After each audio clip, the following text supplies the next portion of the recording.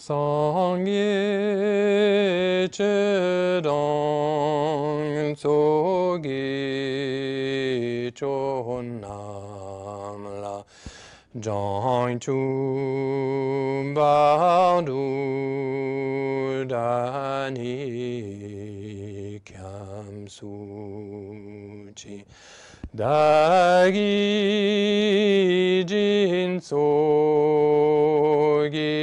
pesenamgi drola penchir sangye drupaisho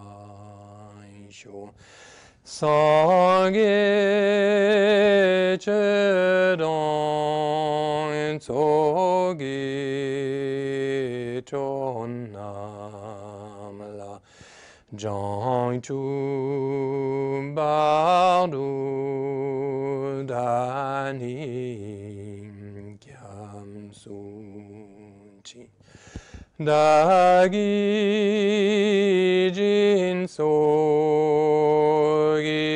pesenamgi drola penchir sangye dropaisho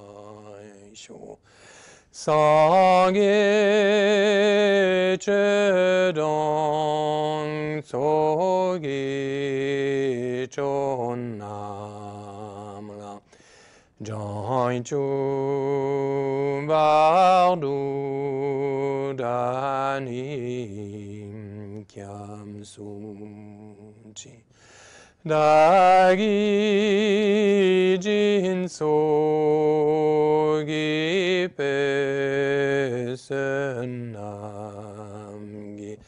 drola penchir sangye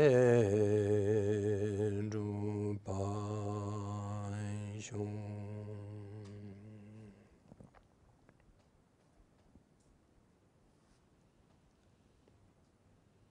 Pendant quelques instants, chacun vérifie sa bodhicitta.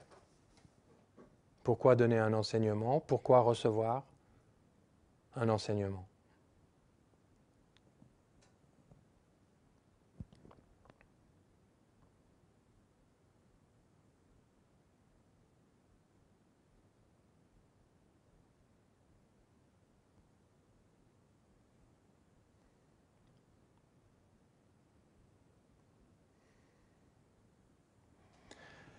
Et ce soir, je voudrais réfléchir sur la question à quoi servent les centres du Dharma?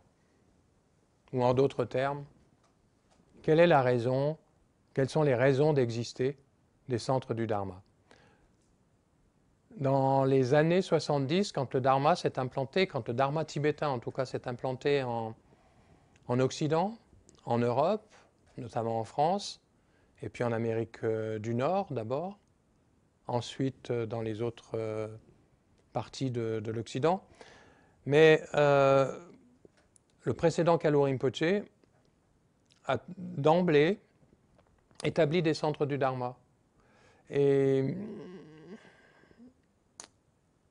pour lui, c'était très important que de tels centres existent parce que la fonction première d'un centre du Dharma est la transmission du Dharma, la présence du Dharma. Il n'y a pas de centre du Dharma comme il y a d'églises en Europe. En Europe, il y a des églises dans tous les villages, plusieurs églises dans les villes, etc.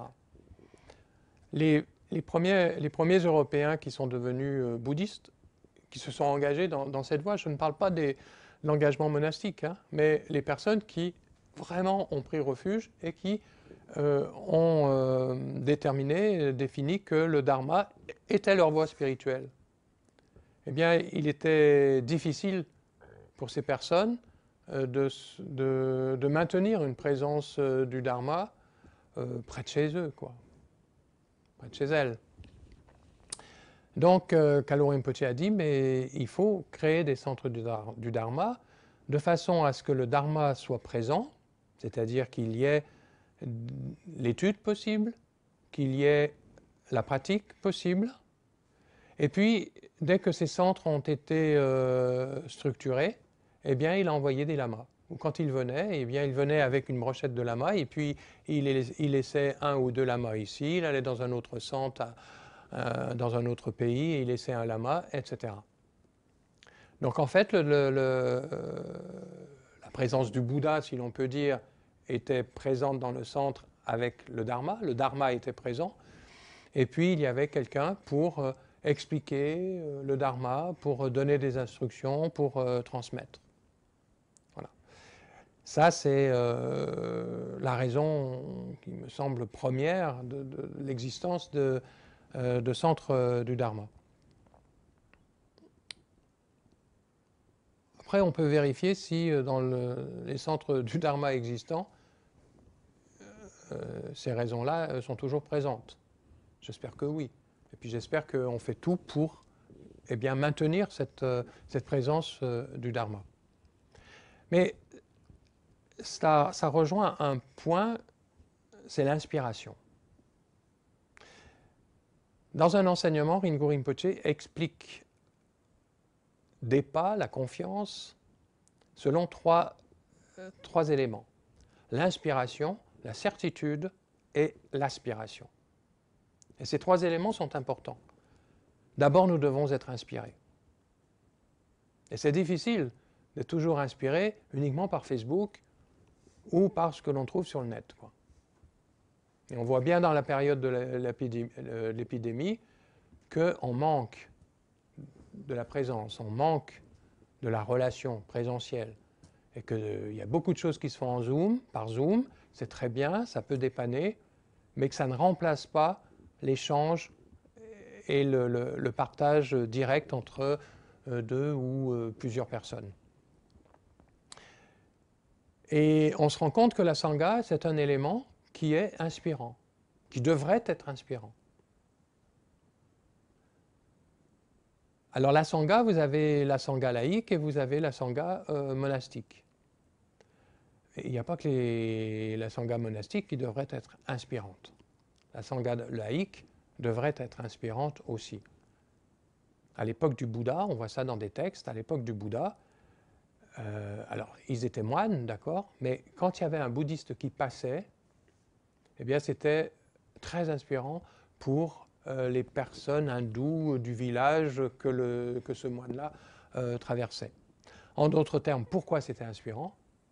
Parce que les personnes les sentaient différentes, mais en tant qu'exemplaires au niveau de leur comportement, au niveau de leur façon de dire, de parler, dans leur éthique, en fait, dans leur vie éthique. Et la Sangha, si elle vit selon les préceptes du Dharma, eh bien, va être inspirante. Et il faut que dans un centre du Dharma, la Sangha soit inspirante. Alors, pourquoi je parle de la Sangha en premier? Parce que la Sangha, c'est ce que l'on voit en premier quand on arrive dans un centre. Par exemple, on vous dit qu'il faut la bodhicitta, il faut être attentif aux autres, etc. Et quand vous arrivez dans un centre du Dharma et qu'on ne vous dit même pas bonjour, qu'on ne vienne pas me parler de la bodhicitta, quoi. Parce que l'accueil, eh bien, c'est le premier maillon de la bodhicitta. Si vous recevez quelqu'un de façon accueillante, avec attention, eh bien, vous êtes inspirant pour la personne qui arrive. Il faut se rappeler que ce n'est pas notre culture, que le Dharma n'est pas notre culture, et qu'une personne qui ne connaît rien au Dharma, on a vu ça cette semaine, des personnes qui venaient vraiment pour la première fois dans le centre, qui ne connaissaient rien au Dharma, et qui peuvent être intimidées, quoi. On ne sait pas comment se comporter. Il y a des personnes qui vivent ensemble depuis déjà plusieurs années. Alors elles ont l'air toujours de parler, de manger ensemble et de faire leurs petits trucs ensemble. Vous arrivez, vous ne savez pas trop où vous mettre, comment être, etc. s'il n'y a pas un accueil, s'il n'y a pas une attention quand même vis-à-vis de la personne qui vient d'arriver, on se dit il manque quelque chose dans l'apprentissage de la bodhicitta, quoi. Dans beaucoup de centres, l'accueil, donc ça, il faut être attentif à ça, quoi. Bodhicitta, c'est pas juste la bodhicitta ultime, la sagesse, le non-soi des phénomènes, le non-soi de l'individu, etc. Et puis il y a quelqu'un qui tape à votre porte, c'est oui, oui, ben installez-vous, c'est la chambre temps, installez-vous comme ça. Non. Donc ça, et la sangha, c'est la première chose que l'on voit quand on arrive dans un centre.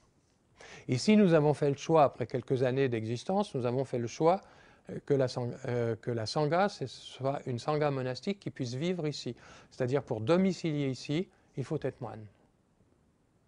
Bon, ça, c'est notre choix. Pourquoi on a fait ce choix-là? Parce que c'est un petit centre, et puis parce que, eh bien, il y a peu de centres monastiques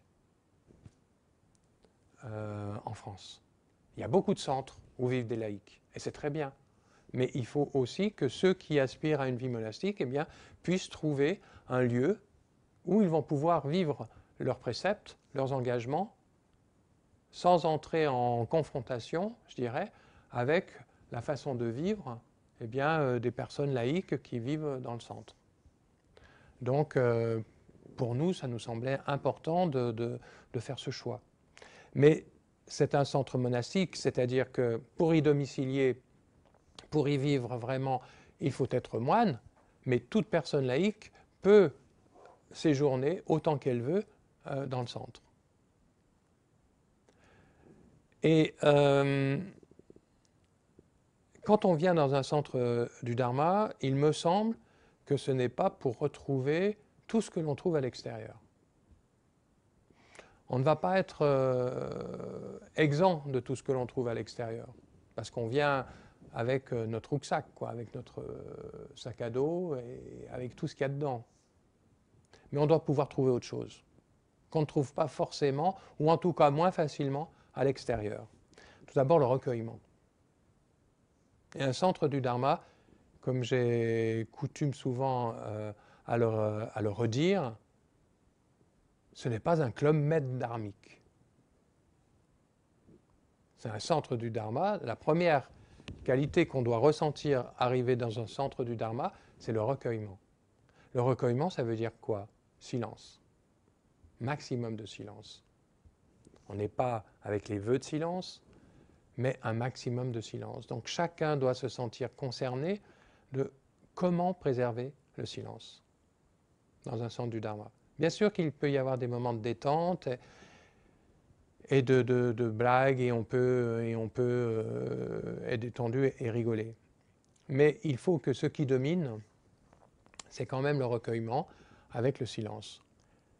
Est-ce que vous avez très souvent l'occasion de vivre en silence dans votre activité, dans les villes où vous habitez, dans votre activité professionnelle, dans votre activité familiale, en gros dans votre activité mondaine?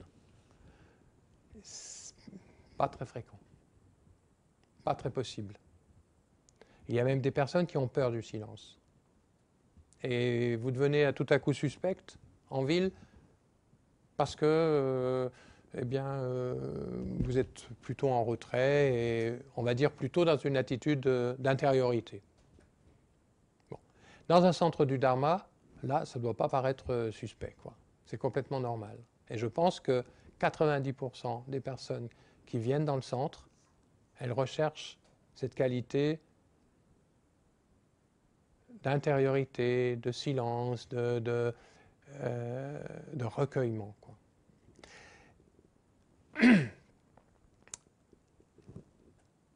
Tout ce qui se passe dans la vie mondaine, dans le centre, de temps en temps, on peut en discuter, mais on va éviter quand même d'en discuter. Si vous voulez parler de la situation sanitaire, si vous voulez parler de la situation économique, si vous voulez parler de la situation politique au moment de nouvelles élections, allez sur le parking, mais pas dans les lieux de partage, de vie dans un centre. Ça n'a rien à faire ici, quoi. parce qu'on ne va pas pouvoir de toute façon changer la situation. Donc je pense que tout ça, on pourrait mettre toutes ces conversations dans ce que le Bouddha appelait les paroles futiles, quatrième forme de parole négative. Ça ne sert à rien, ça ne fait qu'entretenir souvent un état émotionnel déjà présent et qui est entretenu par ces bavardages. Pourquoi? Parce que la plupart des personnes qui viennent dans un centre ont déjà une démarche bouddhiste. Elles ont déjà, bien souvent, elles sont en cours de pratique. Elles ont commencé une pratique et puis elles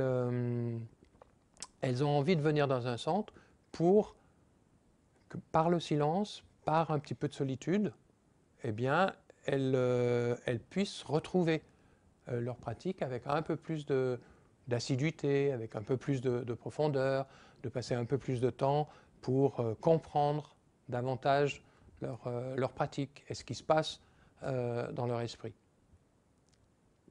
Et ça, c'est vraiment à respecter. C'est, à mon avis, la fonction première d'un centre du Dharma. C'est qu'on puisse davantage pratiquer qu'à l'extérieur, quand on est avec sa famille, quand on est avec son milieu professionnel, social, etc. Donc tout ça, c'est à préserver.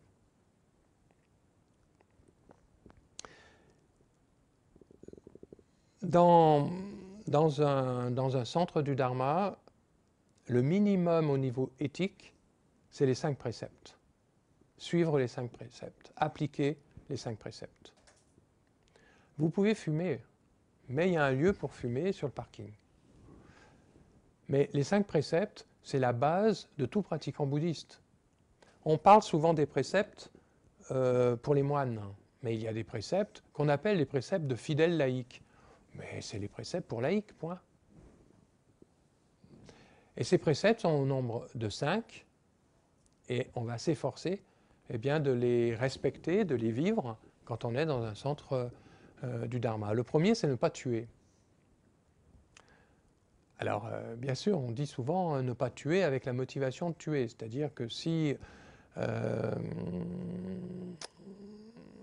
en arrivant en voiture, je renverse un hérisson, par exemple, et que je le tue, bon, il n'y avait pas l'intention de le tuer, oui, d'accord. Mais en tout cas, pendant notre séjour, on va éviter de tuer toute forme de vie. Vous ne venez pas là pour tuer quelqu'un, mais on doit prendre conscience aussi que tuer un escargot, tuer un ver de terre, tuer une araignée, eh bien, ça fait partie des 5 préceptes.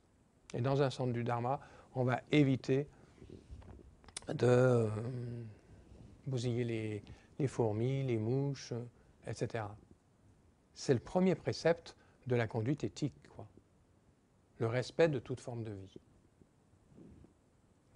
Le deuxième précepte, c'est ne pas voler. Alors ne pas voler, c'est ne pas prendre ce qui ne m'est pas donné. Donc c'est plus large que d'aller faire une banque. Je suis d'accord. De toute façon, vous ne venez pas ici pour faire une banque. Troisième précepte, ne pas mentir. Ça ne fait plaisir à personne si vous mentez à cette personne. Et puis, il y a dans le vœu, le précepte de ne pas mentir, c'est de ne pas mentir par rapport à sa pratique aussi. Hein. Un petit nouveau qui vient, qui arrive, « Oh, moi ça fait 10 ans que je fréquente le centre, je connais les mudras, je connais les mantras, je récite ça par cœur, les yeux fermés. » Alors, et on peut ensuite, en discutant avec cette personne, eh bien, on peut lui dire que, oh, bah oui, moi j'ai atteint je sais pas, la 2e terre, ou je sais pas quoi, enfin quelque chose comme ça, ou j'ai vraiment une expérience de la nature de l'esprit, etc.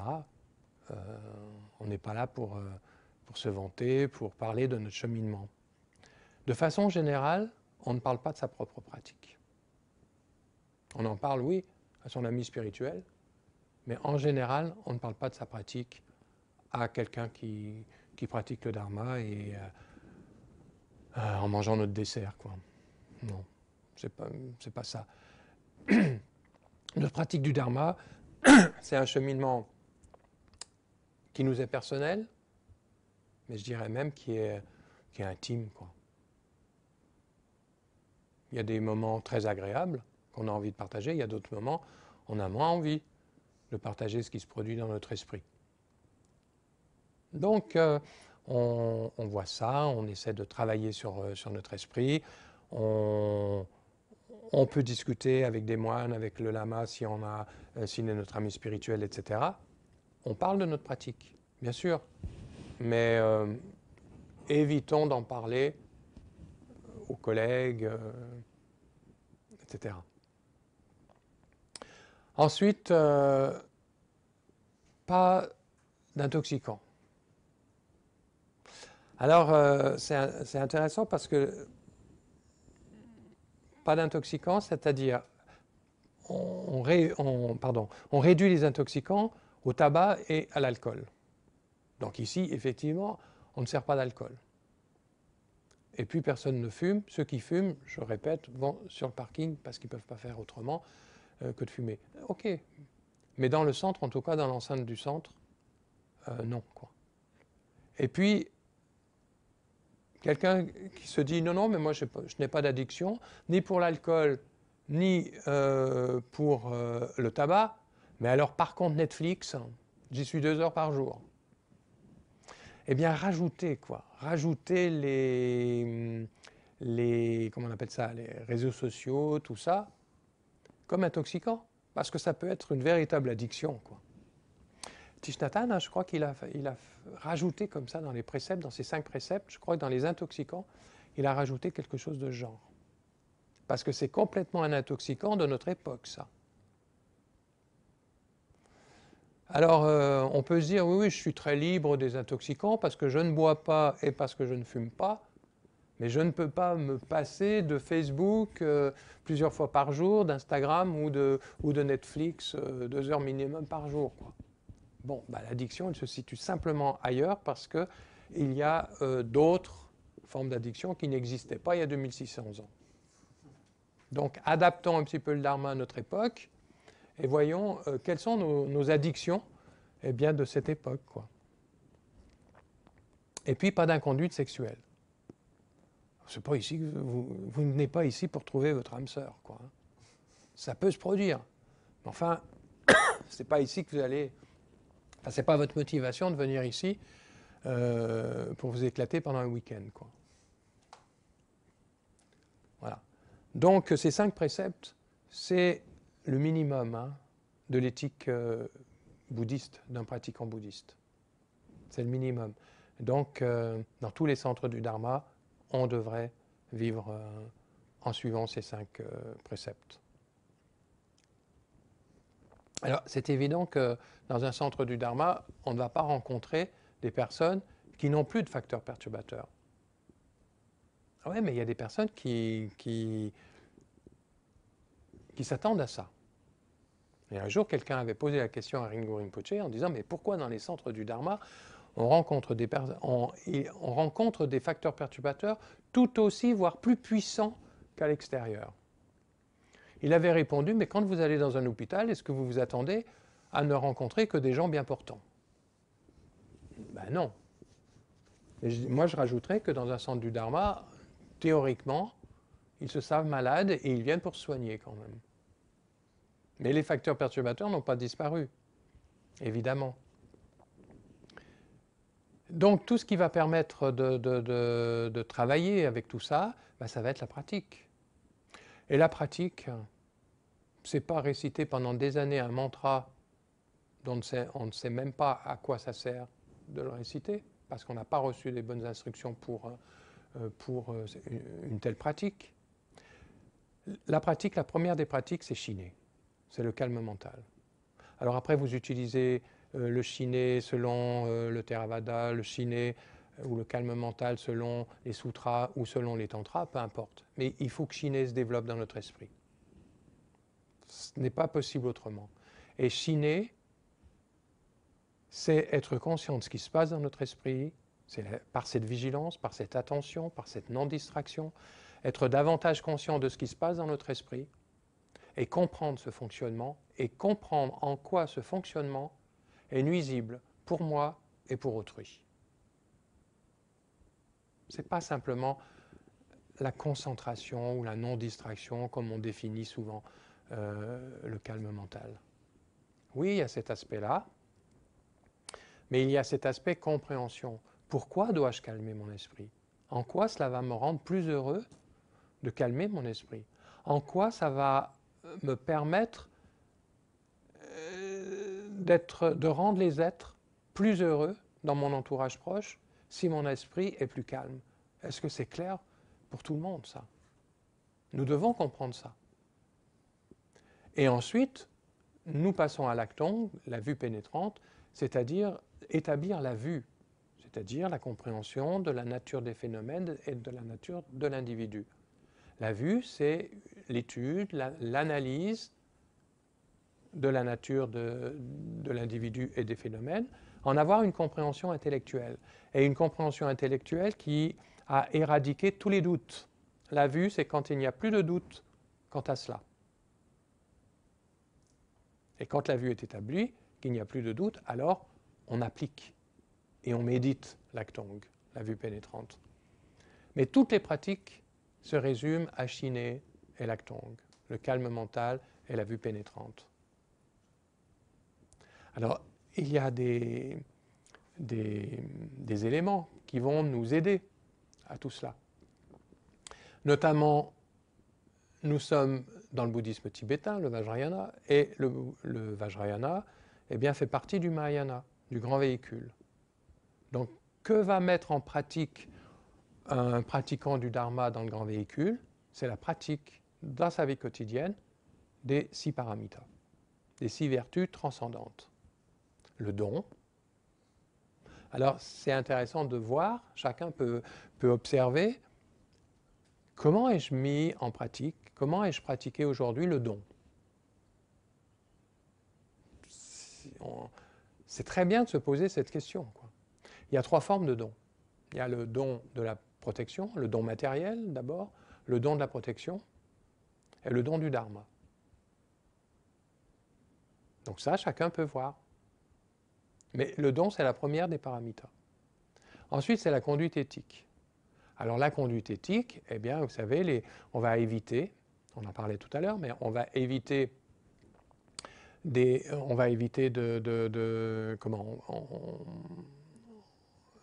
mettre en pratique les 3 actes négatifs du corps, les 4 actes négatifs de la parole et les 3 actes négatifs de la pensée. Ça fait partie de l'éthique quotidienne, quoi. Donc tuer, voler, avoir une inconduite sexuelle, ça, c'est les 3 actes négatifs du corps.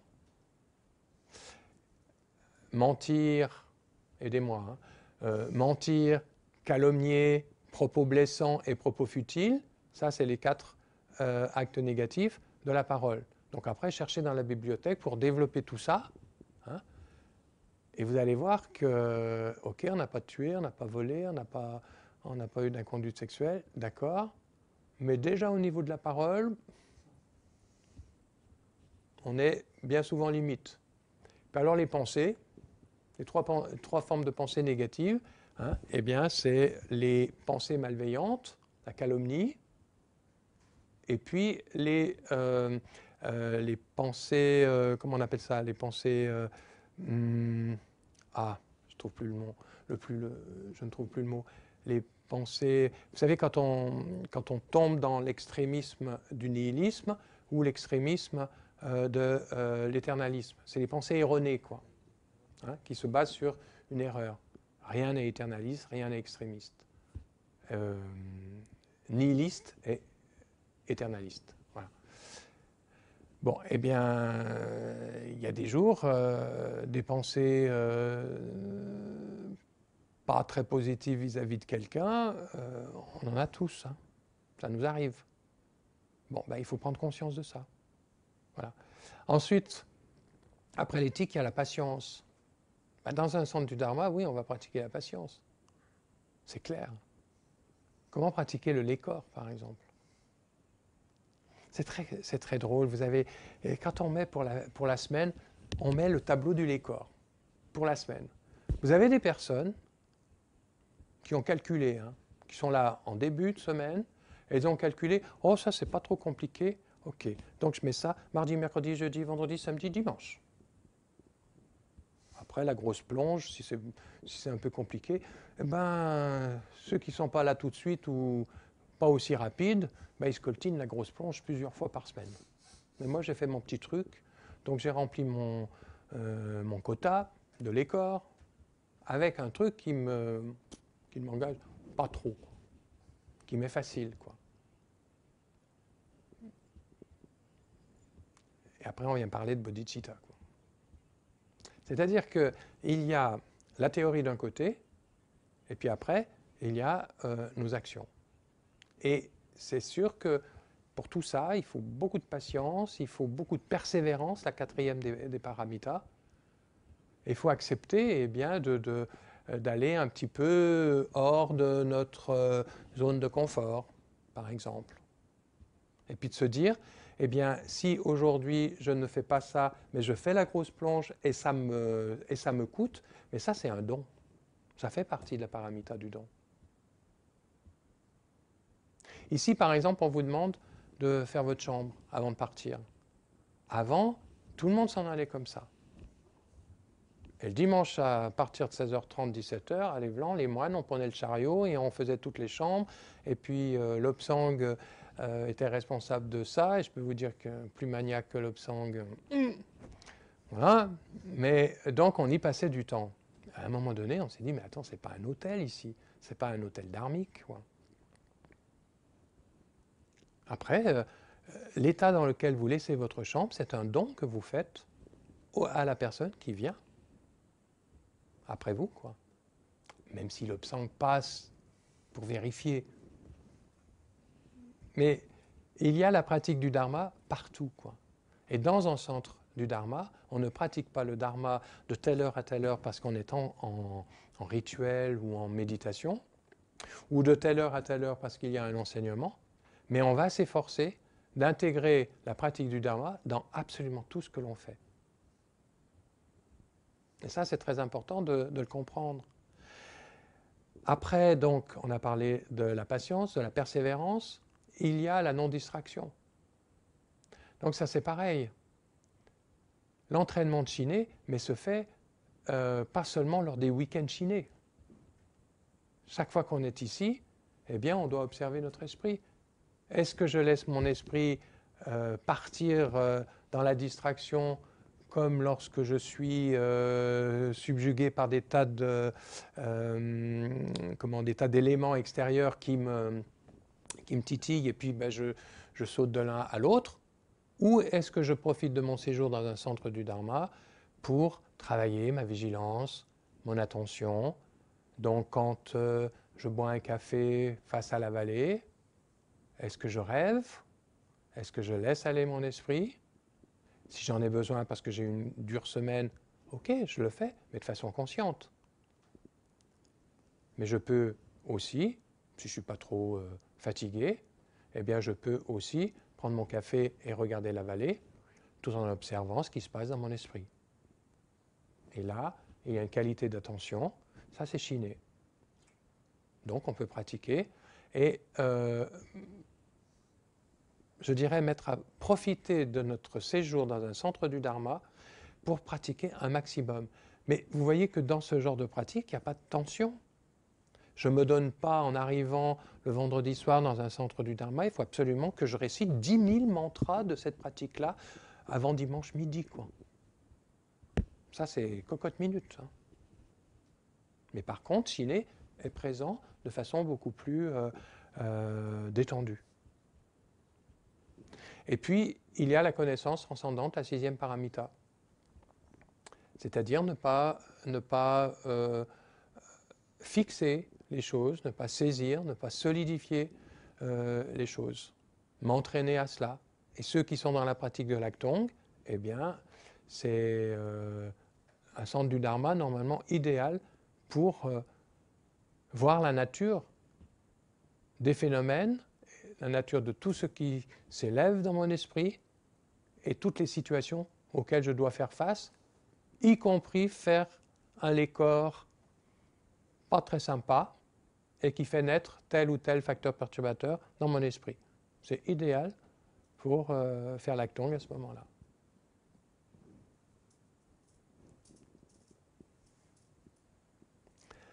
Autre chose, vous avez vu que quand on entre dans un temple, on va faire 3 prosternations. Par pitié, ne les faites pas parce que les Tibétains le font. Ça, je le redis très souvent. Faites les choses parce que vous en avez compris le sens. Si vous n'en comprenez pas le sens, ne le faites pas. De la même façon que l'on fait 3 prosternations face à l'enseignant. Alors moi, j'aime bien mettre des textes de pratique devant, comme ça, au moins, si je prends la grosse tête, vous aurez fait 3 prosternations face au Dharma, qui sont les textes. Il y avait un Rinpoché comme ça au Tibet, qui se promenait toujours avec un texte. Parce que partout où il allait, les villageois, etc., quand ils le reconnaissaient, 3 prosternes. Et il avait peur de prendre la grosse tête, d'avoir de l'orgueil. Donc il disait, au moins, il se prosterne face au Dharma. Et c'est très bien, je trouve, c'est très bien. Et bon, mais pourquoi fait-on 3 prosternations?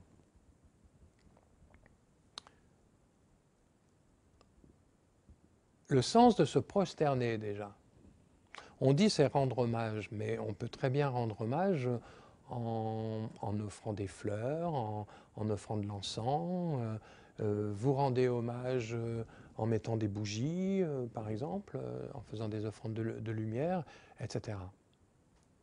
Il y a un autre sens, je pense, plus profond dans le fait de se prosterner, d'utiliser notre corps pour exprimer quelque chose de plus profond. C'est l'abandon.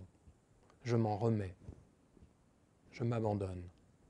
Comment pouvez-vous vous abandonner à quelque chose en quoi vous n'avez pas confiance?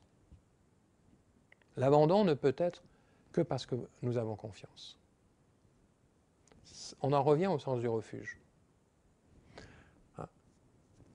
Donc on s'en remet. On s'en remet par le corps, on s'en remet par la parole et on s'en remet par la pensée. On s'en remet au Bouddha, c'est-à-dire à notre nature de Bouddha, on s'en remet au Dharma, c'est-à-dire à la voie, et on s'en remet à la Sangha. To give up, quoi. S'abandonner.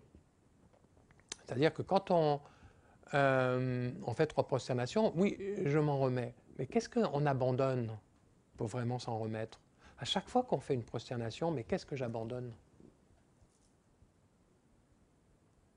Qu'est-ce qui en moi fait obstacle à ma pratique du Dharma?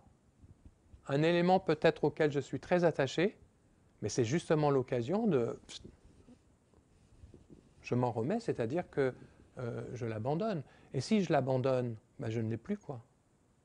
Je ne le traîne pas encore pendant des semaines et des semaines. Donc le sens de la prosternation, c'est très important. Avec les années, on peut faire les 3 prosternations un petit peu machinalement. C'est comme la récitation de 7 prises de refuge par jour, ça peut être fait très machinalement. Mais tout ce que l'on fait machinalement, ça a un sens. Donc de temps en temps, il faut revenir à ce sens-là, à ce sens véritable de ce que l'on est en train de dire ou ce que l'on est en train de faire. Et cela n'a rien à voir avec la culture tibétaine. Se prosterner, vous avez ce geste du corps, je crois, dans toutes les traditions spirituelles. Dernièrement, j'ai assisté, pas en présentiel, mais j'ai vu ça, il y avait 12 jeunes prêtres qui étaient ordonnés. Mais j'ai trouvé ça émouvant. Mais j'en avais les larmes aux yeux, quoi. Tellement on sentait la transmission de quelque chose, combien c'était important pour ceux qui transmettaient et ceux qui recevaient. Et à un moment donné, pendant toute la lignée de transmission, ces 12 nouveaux prêtres étaient totalement allongés sur le marbre de la cathédrale. C'était impressionnant, quoi. Et c'était très très beau comme geste, comme symbole.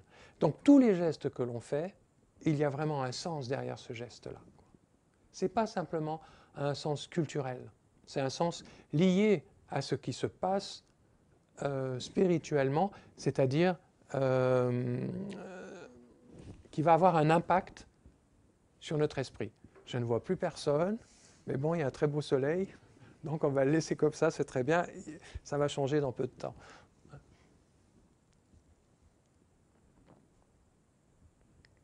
C'est l'attitude face à l'enseignant, par exemple, quand on fait 3 prosternations, mais ce n'est pas de la même façon que le Bouddha n'en a rien à carrer de nous prosterne, mais il faut vraiment que l'enseignant n'en ait rien à carrer. Vous vous en remettez à qui? Vous ne vous en remettez pas à l'enseignant qui va donner l'enseignement. Vous vous en remettez au dharma qui va être dit. C'est par respect pour le dharma qui va être dit. C'est une attitude qui va montrer ce respect. C'est pour ça que l'enseignant est toujours assis plus haut que celui qui reçoit l'enseignement. Parce qu'on ne peut recevoir que du haut.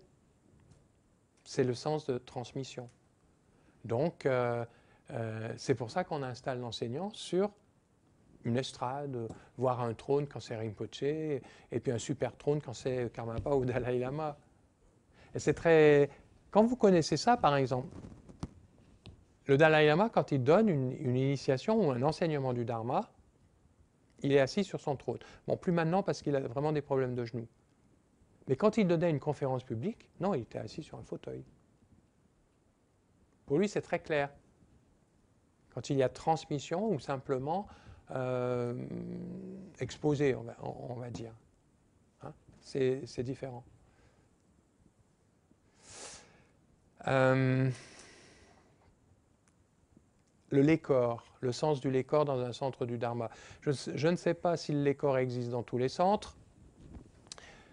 Ce mot-là, je ne le connaissais pas avant d'aller en Normandie, et puis c'est le lama de Normandie qui a utilisé ce mot lécor. Lé, c'est l'activité. Corps, c'est la roue. Donc on fait tourner la roue de l'activité. Il y a toujours des petits malins qui, derrière les corps, tranquillement, rajoutent un V. Voilà, donc on s'arrête à l'écor, parce qu'il ne faut pas du tout que le lécor devienne une corvée, quoi, justement. Hein? Mais le lécor, c'est vrai que ça aide ici, par exemple, les 4 moines qui vivent ici. Ça, si vous faites le sol, bah, c'est clair que c'est une chose qu'on n'aura pas à faire. Ça, chapeau et merci. Mais pendant le lécor, il ne faut pas se dire, oui, c'est la corvée du week-end, il faut que je fasse ça, quoi. Observez votre esprit pendant que vous faites le lécor. Parce que la méditation, ça veut dire se familiariser. Familiariser notre esprit. On ne peut pas familiariser notre esprit uniquement quand on est assis sur notre coussin. Mais vous pouvez continuer de familiariser votre esprit en conduisant votre voiture, en allant chercher votre gosse à l'école, en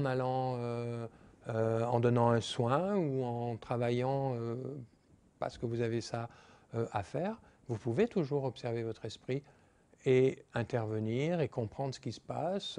Vous pouvez être conscient. Beaucoup de personnes disent « je ne peux pas pratiquer parce que j'ai une famille et j'ai un travail ». Ok, vous ne pouvez pas pratiquer comme vous vouliez pratiquer sur votre coussin, mais vous n'avez pas d'excuse pour pratiquer en dehors, dans l'activité. Vous pouvez être très, très fatigué, bien sûr. Il y a toujours des situations comme ça. Mais on peut pratiquer dans l'activité. Le lécor, non seulement ça rend service au centre, mais ça permet aussi de voir comment je peux maintenir ma vigilance, par exemple, pendant que je lave le sol ou pendant que je fais une vaisselle, ou pendant que je jardine ou que j'arrose les fleurs, etc. C'est vraiment un entraînement. C'est pourquoi aussi de temps en temps on fait des méditations marchées, mais que je les fais en général plus rapidement que Kinin dans le zen. d'une façon ou d'une vitesse, si vous voulez, de marche qui se rapproche plus à une marche normale, parce que si vous êtes conscient des sensations que le temps occasionne sur vous, si vous êtes plus conscient des perceptions, là vous percevez un oiseau qui chante, vous percevez une fleur tout en marchant, et que vous êtes conscient de ça, demain si vous allez prendre le bus par exemple ou le métro, vous pouvez retrouver cet état intérieur, cet état d'esprit, tout en marchant. Et c'est important parce que si on sait intégrer notre pratique méditative dans l'activité, mais alors notre journée va devenir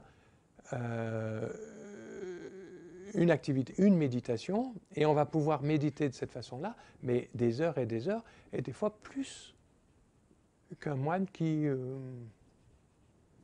paraisse un peu dans sa cellule, quoi.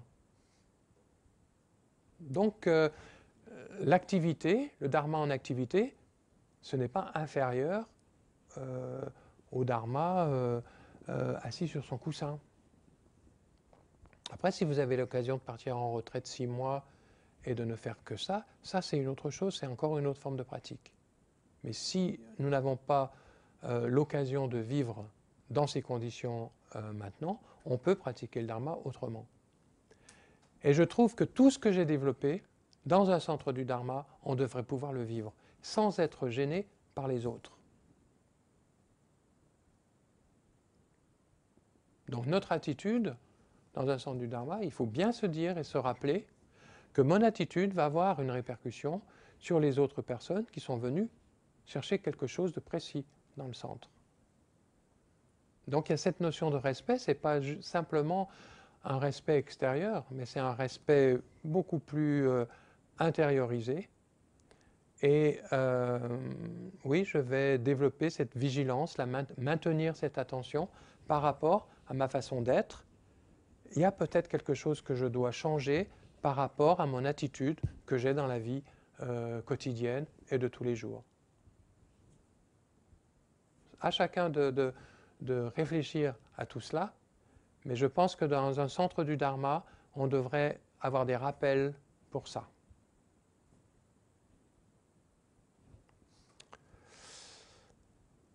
Voilà ce que je...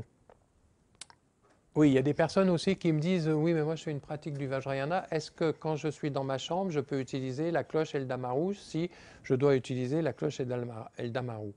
Mais je lui dis à chaque fois, si vous ne pouvez pas l'utiliser dans un centre du dharma, mais où est-ce que vous allez pouvoir l'utiliser, quoi ? C'est souvent impossible d'utiliser ces instruments-là chez vous, quoi. Bonjour les voisins. Mais ici, ça va gêner qui ? D'autres pratiquants du dharma, ben, ils comprendront. S'ils sont gênés, ils comprendront que vous êtes en train de pratiquer. Et puis il y a des tas d'autres pratiques, il n'y a pas besoin d'instrument. Mais si votre pratique, il y a un instrument, mais utilisez cet instrument. Si vous voulez faire tchö toute la journée avec votre gros tambour de tchö et puis le kangling pour appeler les démons, mais appelez, allez-y. Un centre du dharma, c'est fait pour ça.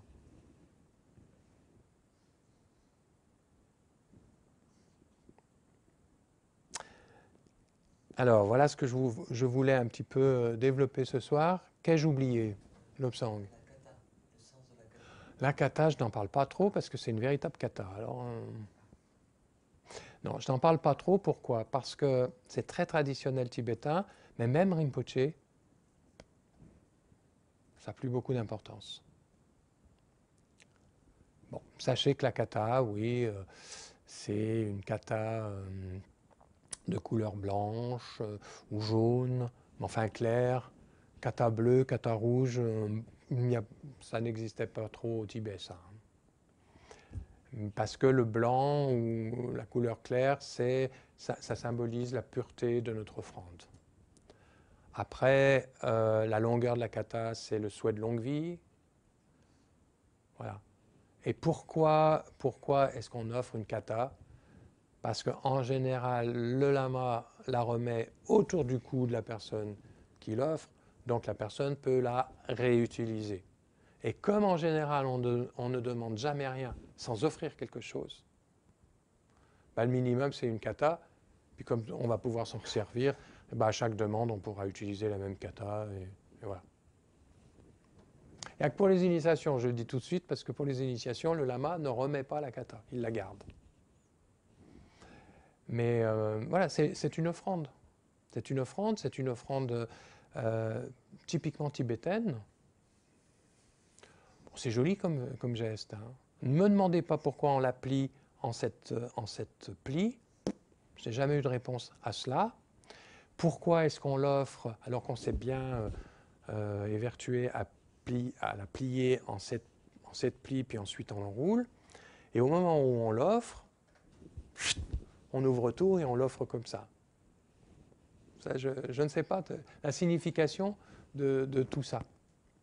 Mais c'est vrai que bon, la kata, c'est très joli comme geste. Mais Rinpo Rinpoche, lui, n'aime plus trop que systématiquement on lui offre une kata. Parce que là encore, il doit se dire, mais est-ce qu'ils connaissent le sens de la kata, quoi? Dans notre culture, comment manifeste-t-on notre respect pour quelqu'un que l'on veut accueillir? On s'incline et oui, ça se voit par le regard, et puis souvent, il y a un échange de mains, on se serre la main. Et Rinpoche, il le dit maintenant, il dit, mais en Occident, vous vous serrez la main. On se serre la main. Donc, voilà. Bon, mais comme Rinpoche, il est pas du tout attaché aux différents protocoles. Vous savez, il y a toute une façon de recevoir un Rinpoche quand il arrive dans votre centre. Hein. J'ai fait ça. Première fois que Rinpoche est venu à Strasbourg, j'avais fait ça, quoi. Et les 8 signes auspicieux, et le dreisi, le riz safrané avec des raisins secs, tout ça. Et puis il ne faut pas que ce soit présenté sur un bol plat comme ça. Non, il faut que ce soit en monticule. Il faut vraiment que ce soit l'abondance, etc. Alors, je ne sais pas si Rinpoche aime ça ou pas, mais en tout cas, il en prenait un petit peu. Alors ça, c'est la connexion, il en prend un petit peu. C'est tout, il ne va pas manger tout le bol, hein, parce que vous imaginez, si dans tous les centres, il va dans un centre différent tous les jours, on lui offre... puis c'est un grand bol, c'est pas ça. Hein. Voilà. Mais Rinpoche, les signes auspicieux, il marchait à côté, il ne voulait pas marcher dessus. La deuxième fois, il m'a dit non, ne mettez pas tout ça. Bon. Et puis on le précède avec de l'encens, qu'on passe comme ça, couché en 8, avec une kata par-dessus, etc. Et puis les geling, et puis voilà. Et puis le parasol. Parasol aussi. Ouais. Pourquoi, par exemple, les Rinpoche, comme Kalo Rinpoche ou n'importe quel Rinpoche, normalement, quand il arrive et il est dans une foule, il y a un moinillon que j'étais il y a 35 ans de ça, mais à tenir un parasol au-dessus de lui et à le suivre comme ça et à faire tourner le parasol dans le sens des aiguilles d'une montre. Vous avez peut-être vu ça déjà dans des vidéos. Pourquoi? Quel est le sens de ça? Le parasol, il faut qu'il soit en cercle, il faut qu'il soit rond. Ça représente le cercle, c'est-à-dire le ciel, c'est-à-dire le spirituel. Et Rinpoche, lui, il marche sur la terre, sur le carré, la symbolique du carré. Donc la terre, donc le matériel. Donc, où que se trouve Rinpoche, il est au centre du cercle. Il est l'axe. Et c'est lui qui relie la terre, le matériel, avec le spirituel, le cercle. Et comme en général le Rinpoche ne dépasse pas d'une tête tout le monde, eh bien on matérialise sa présence, l'axe du monde, par ce parasol qui va symboliser donc le ciel. Et dans une foule, quand vous avez 2000 personnes, eh bien, où se trouve le parasol, se trouve l'axe, c'est-à-dire se trouve Rinpoche. Donc tout ça, il y a toute une symbolique métaphysique par rapport à tous ces rituels-là. Hein. Mais c'est clair qu'il faut en comprendre le sens. Parce que si on ne comprend pas le sens de la symbolique, le sens qui est derrière le geste, derrière le symbole, eh bien, on se dit, ouais, c'est culturel, on n'a pas à reproduire ça. Ben non, c'est pas si culturel que ça. Il y a un aspect métaphysique, il y a un aspect, oui, de symbolique. Il y a un sens à cela. Mais ça, il faut l'expliquer. Et ça, on est plus dans le Vajrayana, là. C'est plus du domaine du Vajrayana. Quoi d'autre? Enfin voilà, je pense que déjà avec tout ça, quand vous allez dans un centre du Dharma, hein, que ce soit ici ou ailleurs, essayez de vous rappeler un petit peu tout ce qu'on a vu ce soir, et puis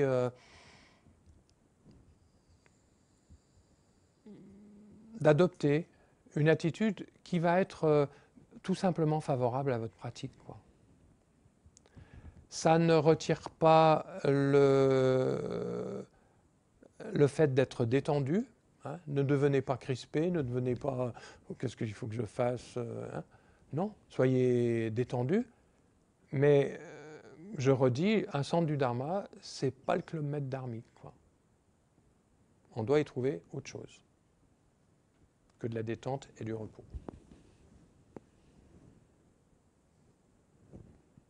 Une question ?